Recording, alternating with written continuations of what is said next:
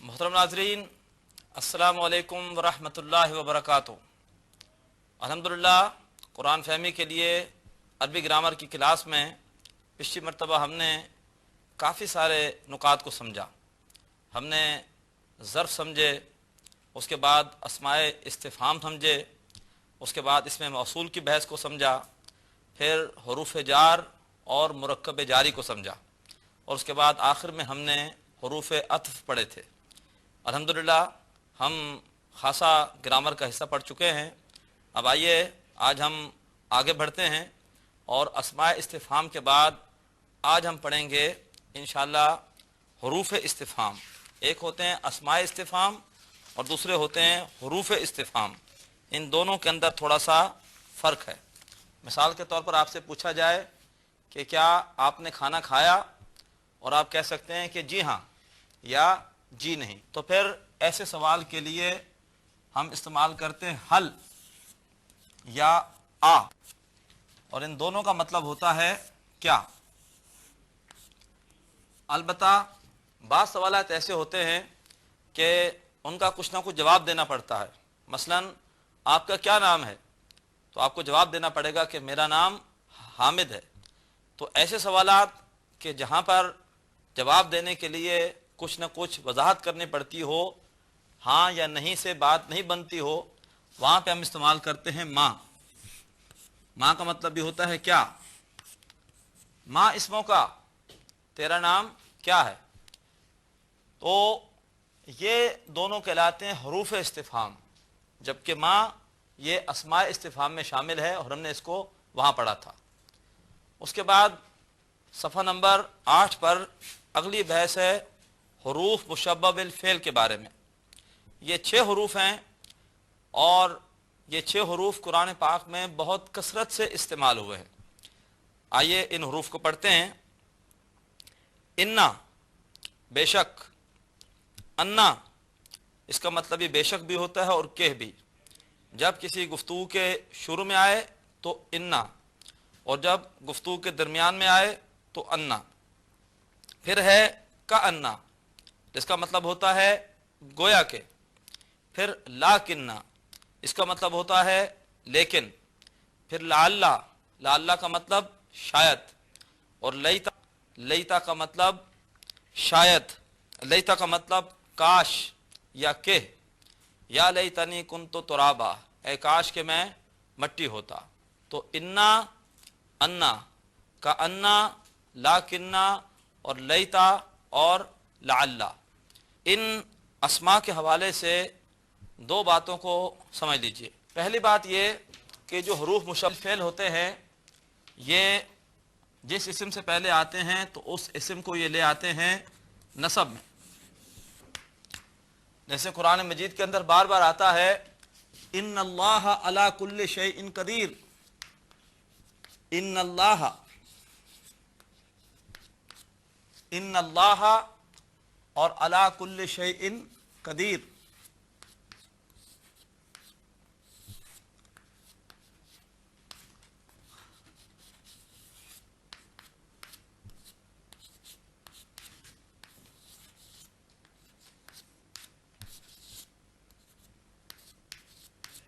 बेशक अल्लाह हर चीज़ पर कुदरत रखने वाला है।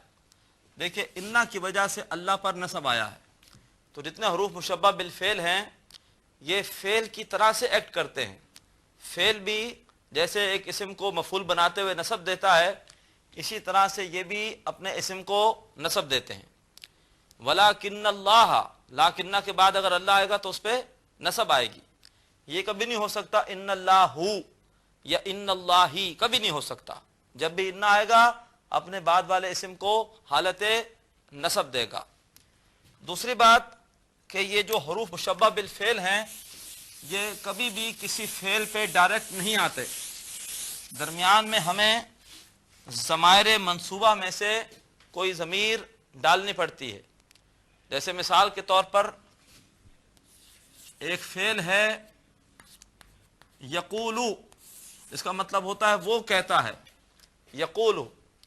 अब अगर इससे पहले इन्ना लगाना पड़े تو انا یقولو کبھی نہیں آئے گا، ہمیں درمیان میں ضمیر ڈالنی پڑے گی۔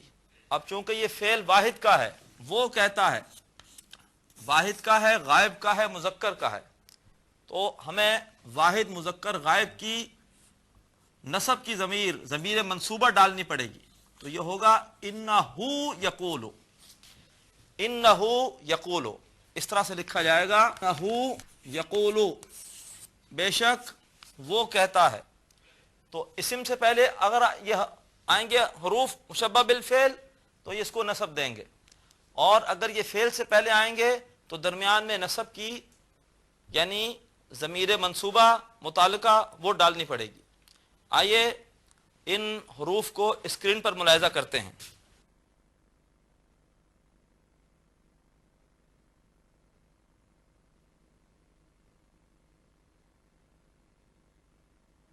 محترم ناظرین، حروف مشبہ بالفعل آپ نے ملاحظہ فرمائیے۔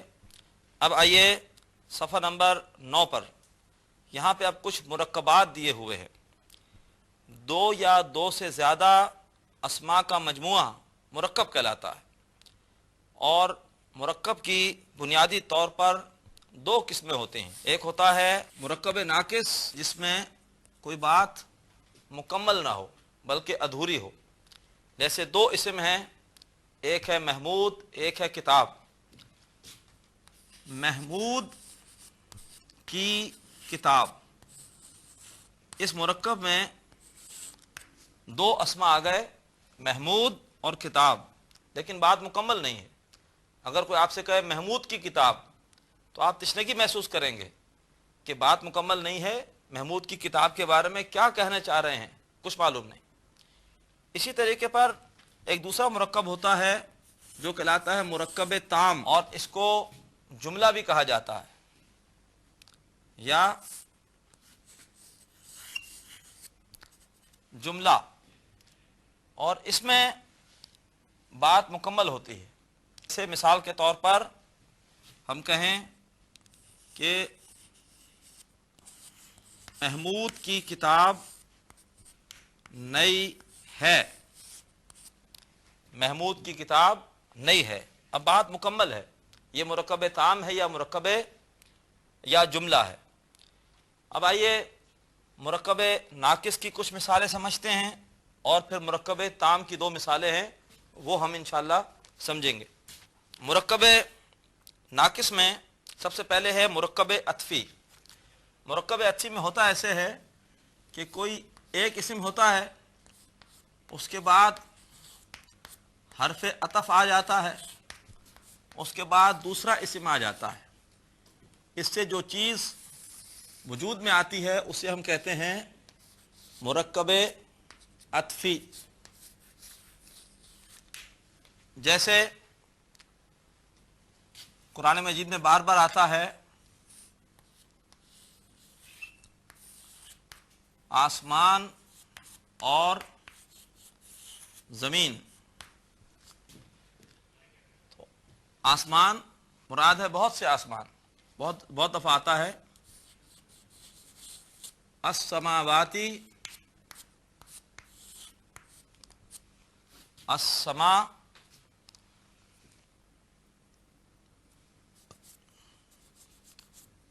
السماواتی والارض،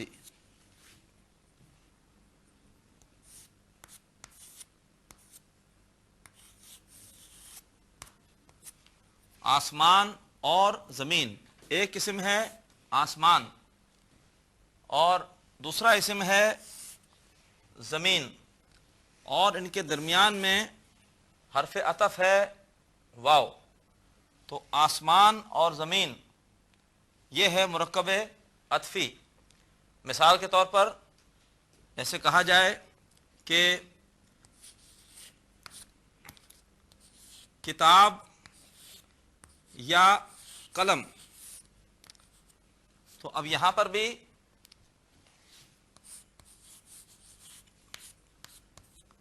الکتاب اور او القلم،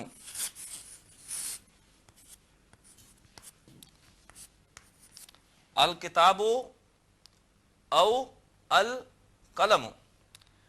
یہ بات آپ کو پہلے بتائی تھی کہ یہ جو ال ہوتا ہے ملانے کی صورت میں اس کی حرکت نہیں پڑی جاتی، لہذا حرکت ختم ہو جائے گی. اور اس کے بعد ساکن کو جب بھی آگے ملانا ہوتا ہے تو ہمیشہ زیر دیا جاتا ہے. تو یہ ہو جائے گا کتابو اور اول قلم، کتاب یا قلم. تو یہ ایک مرکب ہے، مرکب عطفی. اس کے بعد آئیے دوسرا مرکب سمجھتے ہیں، مرکب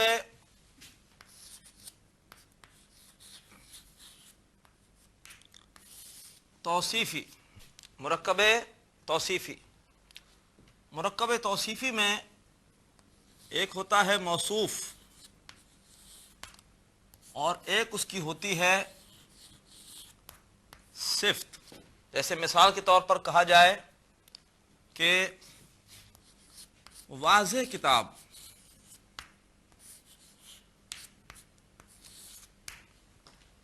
واضح کتاب. قرآن مجید میں کتاب کی عربی ہوتی ہے کتابن، اور واضح کی عربی ہوتی ہے مبین.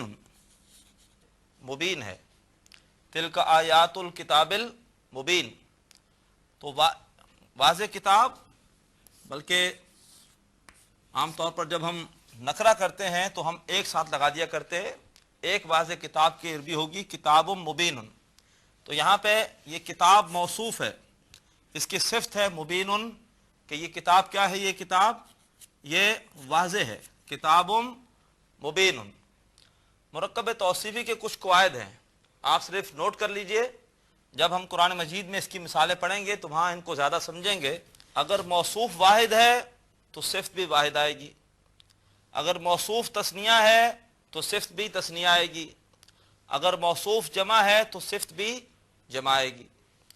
پھر جنس، اگر موصوف مذکر ہے تو صفت بھی مذکر ہوگی، اور اگر موصوف مؤنث ہے تو صفت بھی مؤنث آئے گی. اسی طرح سے حالت، اگر موصوف رفع میں ہے تو صفت بھی رفع میں ہوگی، موصوف نصب میں ہے تو صفت بھی نصب میں ہوگی، اور اگر موصوف مؤنث ہے تو صفت بھی مؤنث آئے گی. اسی طرح سے حالت، اگر موصوف رفع میں ہے تو صفت بھی رفع میں ہوگی، موصوف نصب میں ہے تو صفت بھی نصب میں ہوگی، موصوف جر میں ہے تو صفت بھی جر میں ہوگی. اسی طرح سے قسم، قسم سے مراد ہے معرفہ یا نکرہ. اگر موصوف معرفہ ہے تو صفت معرفہ ہوگی، اگر موصوف نکرہ تو صفت نکرہ ہوگی. ایک ایکسیپشن ہے اور وہ ہے اس کا دوسرا قاعدہ، اور وہ یہ ہے کہ اگر موصوف غیر عاقل کی جمع مکسر ہو، صفت واحد مؤنث ہوگی، تو صفت واحد مؤنث ہوگی. مثال کے طور پر ایک مرکب ہے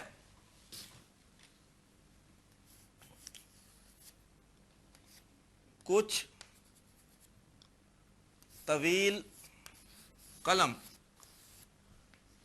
کچھ طویل قلم. اب قلم کی عربی ہوتی ہے قلمن، اور اس کی جمع ہوتی ہے اقلام، اور یہ اقلام جمع مکسر ہے.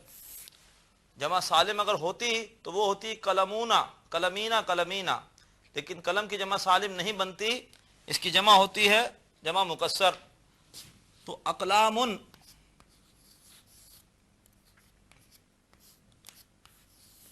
اقلامن، اور صفت اس کی اب آئے گی واحد مؤنث، لہذا وہ ہوگی واحد اور مؤنث. طویلتن،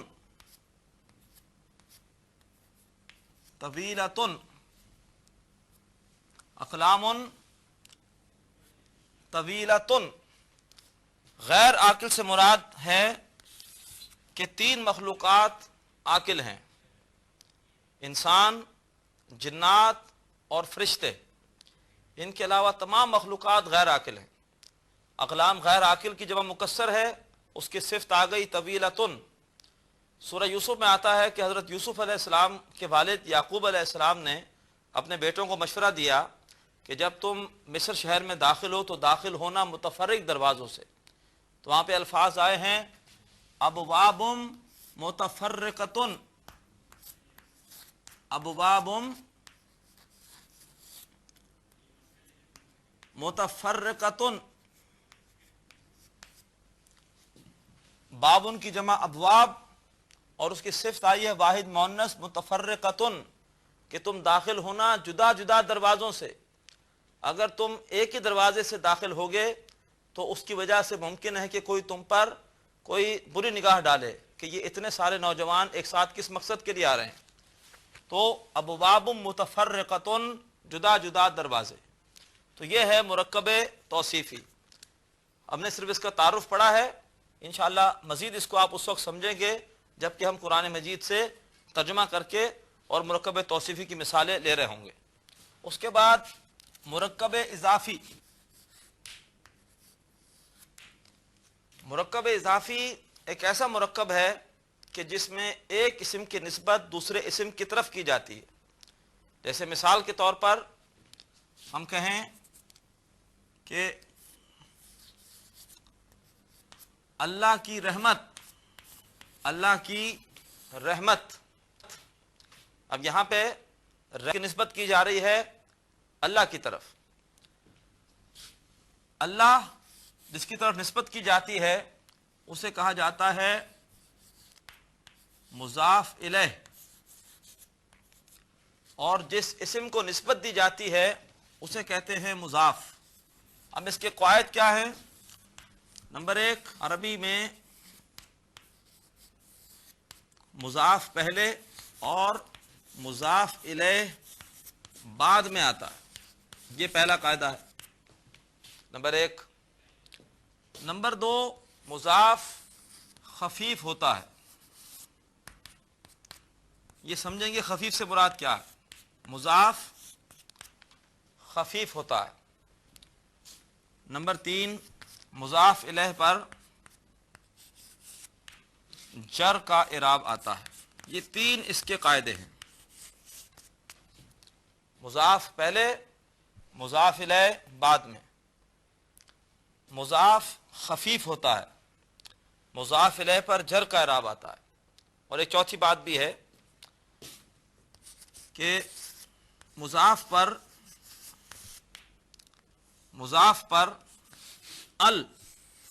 ال نہیں آتا، مضاف پر ال نہیں آتا۔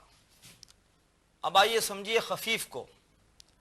خفیف اصل میں کہتے ہیں جب کہ ہم کسی اسم پر نون کی آواز کو نکال دیں۔ مثلا کافرن،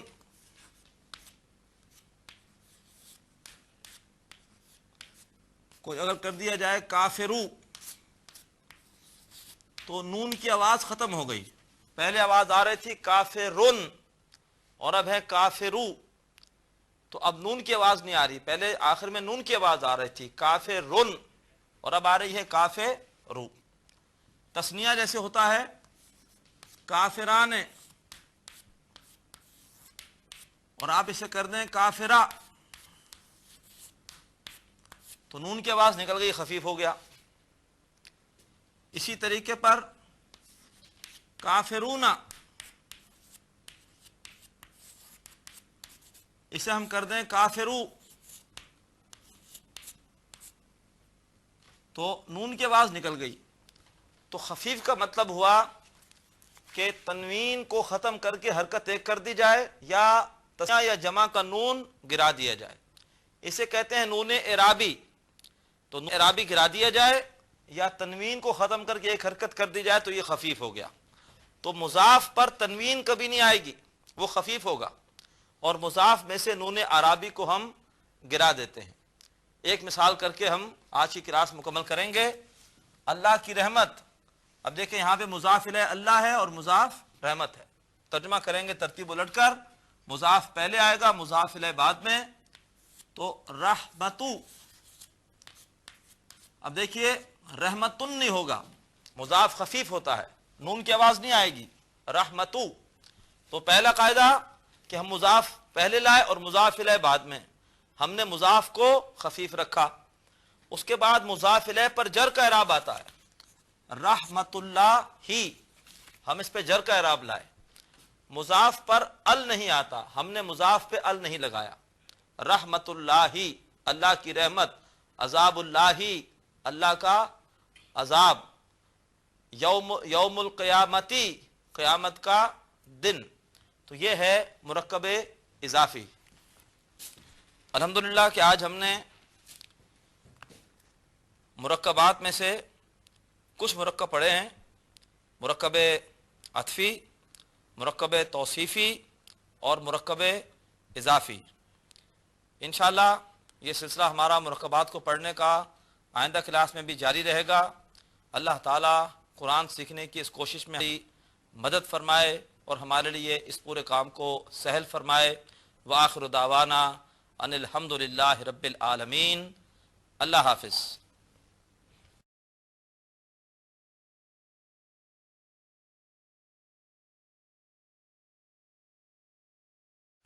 ناظرین، ابھی آپ نے پروگرام عربی گرامر برائے قرآن فہمی کا لیکچر نمبر 5 ملاحظہ فرمایا. اب آپ کے سامنے اس لیکچر سے متعلق سوالات پیش کیے جا رہے ہیں. ان سوالات کے صحیح جواب دینے والے ناظرین کو کیو ٹی وی کی جانب سے کورس کے اختتام پر سرٹیفکیٹس دیے جائیں گے. سوالات یہ ہیں: حروف مشبہ بالفعل جملہ اسمیہ میں ڈیش کو حالت نصب دیتے ہیں. اے مبتدا، بی خبر، سی مضاف. سوال نمبر 2، موصوف غیر عاقل کی جمع مکسر ہو تو صفت ڈیش ہوتی ہے. اے بی جمع مکسر، بی جمع، سی واحد مؤنث. سوال نمبر 3، مضاف ہمیشہ ڈیش ہوتا ہے. اے منصوب، بی خفیف، سی مجرور. سوال نمبر 4، مضاف الیہ ڈیش ہوتا ہے. اے مجرور، بی معرف باللام، سی نکرہ.